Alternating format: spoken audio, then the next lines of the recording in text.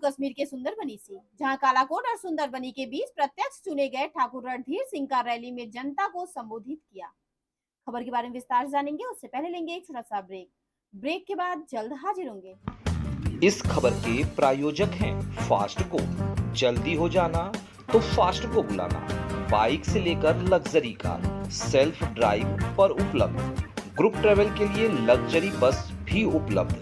सबसे सस्ता एक बार सेवा का मौका अवश्य दें। व्हाट्सएप करें 9044808808।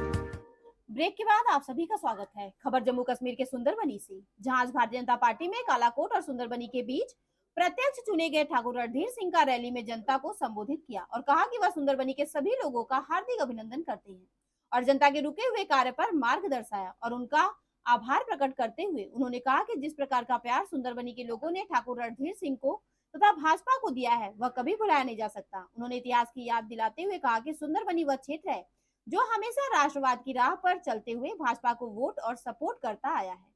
कालाकोट सुंदरबनी विधानसभा क्षेत्र से स्थानीय जनता बन चुकी है। देखें सुंदरबनी से रिपोर्टिंग इंचार्ज राजेंद्र सिंह की रिपोर्ट।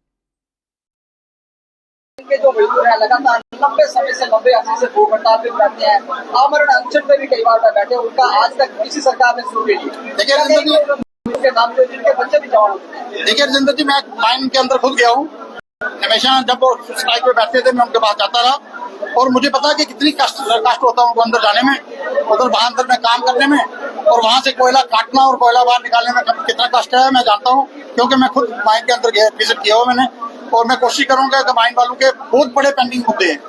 मैं कहूंगा कि उनके बैलेंस पेमेंट हैं, उनके पता नहीं एक साल के जो पेमेंट बैलेंस रहती है उनको पेमेंट नहीं हुई, तो हम कोशिश करेंगे सारे मिलकर के उसको निभाने की। सर, विधानसभा के अंदर पहुंचने के बाद आपकी पहली प्रतिक्रिया क्या होगी?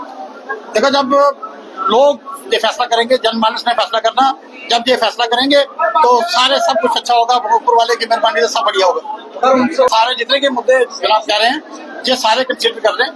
भारतीय जनता पार्टी के जो शीर्ष नेतृत्व है उनके पास ये बात चल रही है और ये सारे मुद्दे हल होने वाले, कोई पेंडिंग नहीं रहेगा।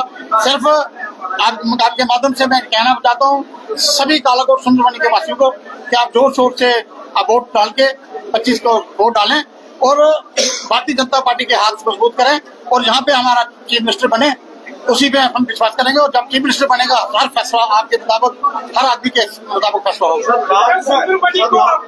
पूर्ण समर्थन मिलेगा, 100% समर्थन मिलेगा, क्यों नहीं मिलेगा। आपको देख रहे हैं, अभी आपको सुनना भाषण दे रहे हैं, युवाओं के लिए क्या संदेश रहेगा आपका? देखिए, जो युवा है वो हमारी रीढ़ की हड्डी है। युवा के बिना तो चलना बहुत मुश्किल है।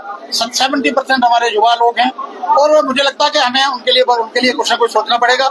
ये मेरे से ऊपर की बात है, जब ऊपर बात करके जब समय मिलेगा हम उस पर जरूर चर्चा करेंगे। विधानसभा कालाकोट सुंदरबनी के सह प्रभारी पार्टी से आप ये बताएं कि एक बार सूची जारी की भाजपा की तरफ से और इतिहास में पहली बार चंद ही मिनटों के बाद से ट्विटर से हटा दिया गया, तो उसके बाद फिर भी आपने जद्दोजहद की और कामयाबी हासिल की, टिकट तो आप लेके आए। अब क्या लगता है कि यहाँ दोहरा पाएंगे क्या चीज? टिकट तो आप फिर से जो भाजपा की दूसरी सूची है उसके टिकट भी लेने में तो आप जा रहे हैं। क्या लगता है आपको 2014 का इतिहास जो था भाजपा दोहरा पाएगी? देखिए, जैसा कि आपने आज देखा है 2014 के इतिहास की क्या बात करते हैं कि हम एक नया रिकॉर्ड बनाएंगे, क्यों कि ये वो एरिया है जहाँ से ये जो पूरी हमारी कॉन्स्टिट्यूंसी अब बनाई गई है, जहाँ से नंद कुमार वैद आजाद लड़ते थे, तो सबसे ज्यादा वोट जो है वो एंटी कांग्रेस और दूसरी पार्टियों को जाता था। जब कालाकोट की कॉन्स्टिट्यूंसी अलग हुई तब वहाँ जाके एनसी आई और दोबारा ये जो हमारी कॉन्स्टिट्यूंसी बनी है इसमें वोट वही है जो वैद साहब से लेके वो सारे का सारा वोट बीजेपी का वोट है। इतिहास बनाने की बात मत करो, रिकॉर्ड बनाने की बात करो। बनाने में आप कामयाब हो पाएंगे? देखिए, हमारे साथ कोई भी हमारा कार्यकर्ता उठा हुआ नहीं है। मैंडेट के लिए अपने आप को प्रोजेक्ट करना हर आदमी का अधिकार है।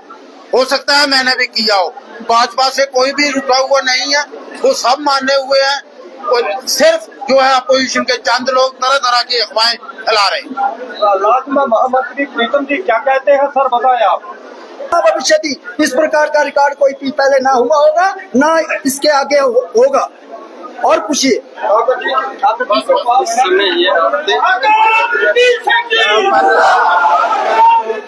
यूथ करेंगे।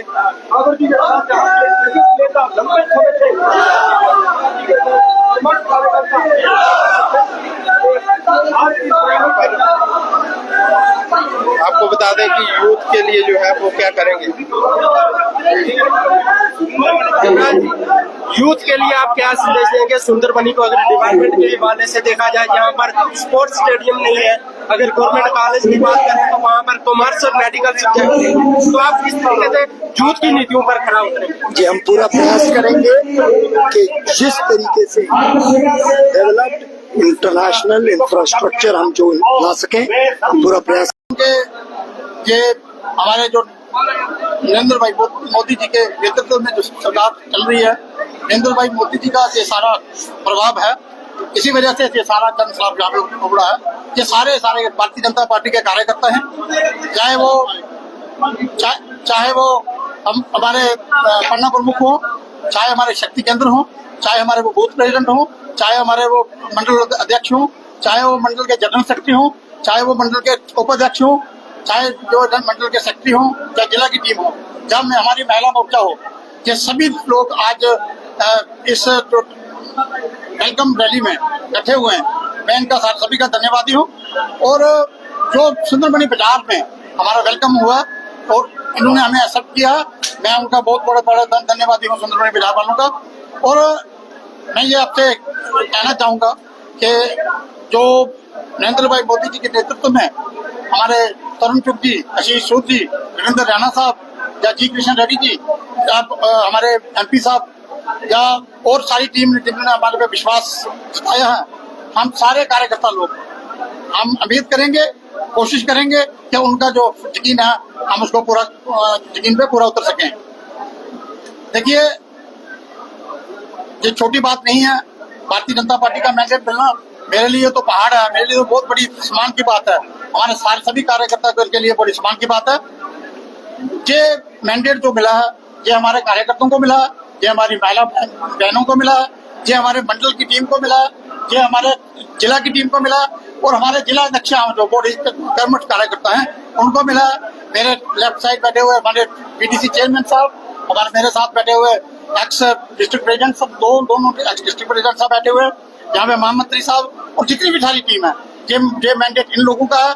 और भारतीय जनता पार्टी का हर कार्यकर्ता उसका जो मैंडेट है, ये रणधीर सिंह का मैंडेट नहीं है, हर कार्यकर्ता का जो मैंडेट है।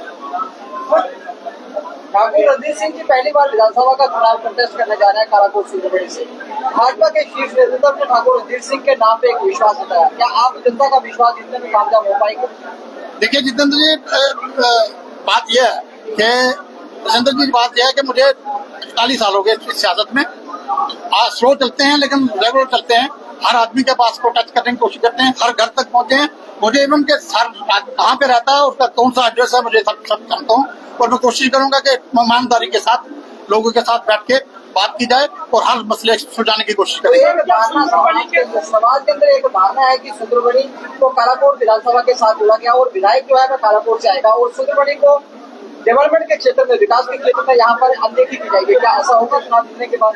देखिए राजेंद्र जी, मैं आपको बताऊं, मेरी 2 बहनें यहाँ पे हैं सुंदरबनी में, और मैं कोशिश करूंगा कि मैं जैसे मेरे रिश्तेदार लोग हैं यहाँ पे, मैं इनको कहूंगा कि मेरी बहनों के ससुराल हैं, ये बड़े रिश्तेदार हैं हमारे, इनके साथ उसी तरह से अच्छा रिश्ता निभाया जाए।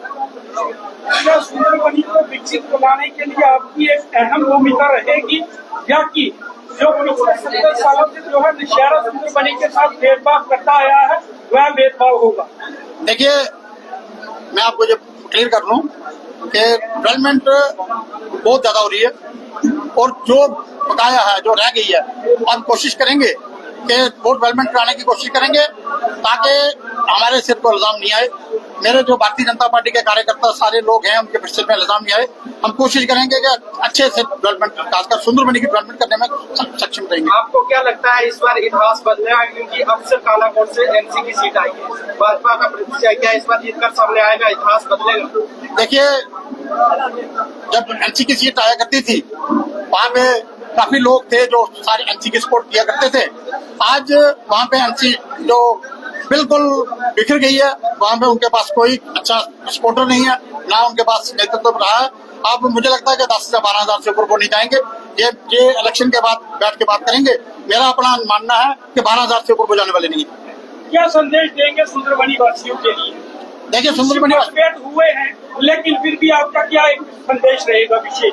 देखिए मैं कोशिश करूंगा कि जो पहले कुछ भी हुआ, मुझे लगता नहीं कि हुआ होगा, लेकिन मुझे अगर हुआ है तो हम कोशिश करेंगे ठीक ढंग से निभा सकें।